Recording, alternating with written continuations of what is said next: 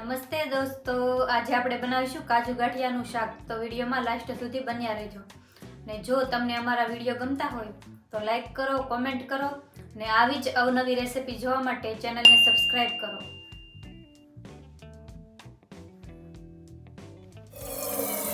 ચાર થી 5 લીલા મરચાં, 3 ડુંગળી, 2 ટમેટા ને ધાણાને ધોઈ લેશું.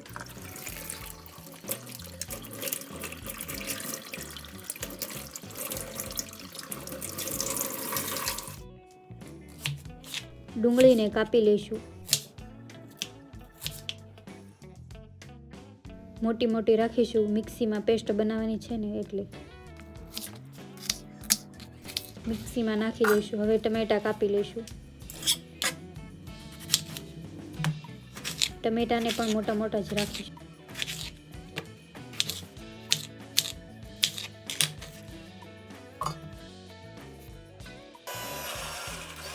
મિક્સીમાં પેસ્ટ બનાવી લઈશું.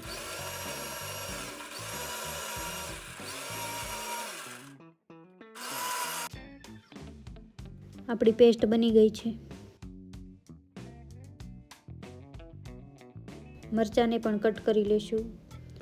લસણને કટ કરી લઈશું. એક આદુનો ટુકડો તેને પણ કટ કરી લઈશું. બધું જ ખારણીમાં નાખીને ખાંડી લઈશું.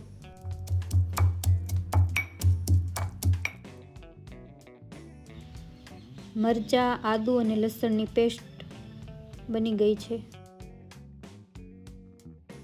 હવે એક કઢાઈમાં જરૂરિયાત મુજબનું તેલ લેશું.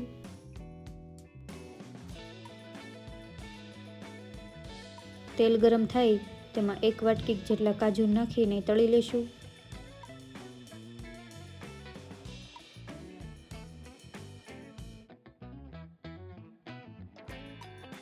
કાજુ તળાઈ જાય એટલે તેને કાઢી લેશું.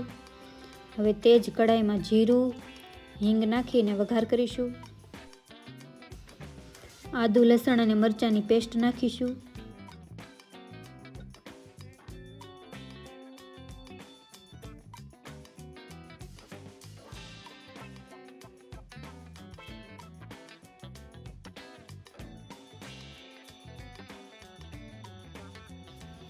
આદુ, લસણ અને મરચાંની પેસ્ટ પાકી જાય પછી તેમાં ડુંગળી અને ટામેટાની ગ્રેવી નાખીશું. થોડીક વાર હલાવી લેશું. પછી તેમાં સ્વાદ અનુસાર મીઠું નાખી ને પાકવા રાખી દઈશું. કાજુ ગાંઠિયાના શાક સાથે આપણે રોટલી બનાવી લઈશું.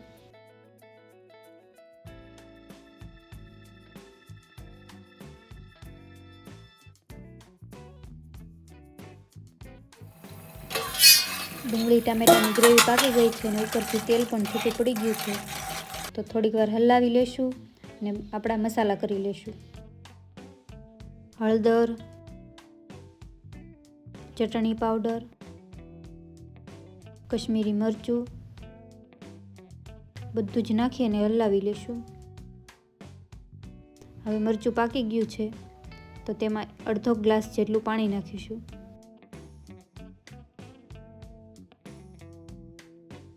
પાણી નાખી અને થોડીક વાર ઉકળવા રાખી દઈશું.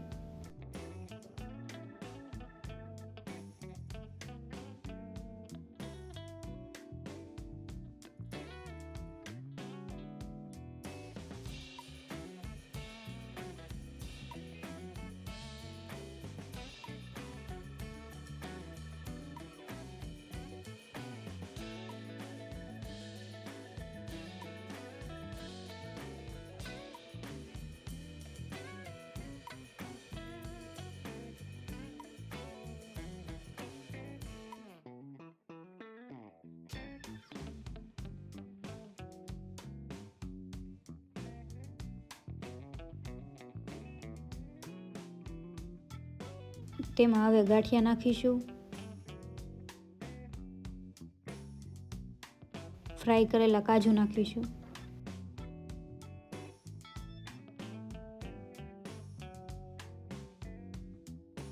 અને થોડીક વાર પાકવા રાખી દઈશું.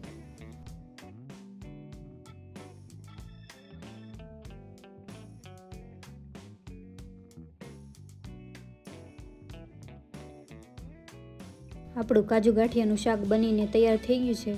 તો તેમાં ઉપરથી લીલા લસણના પાન નાખીશું ને લીલા ધાણા નાખીશું.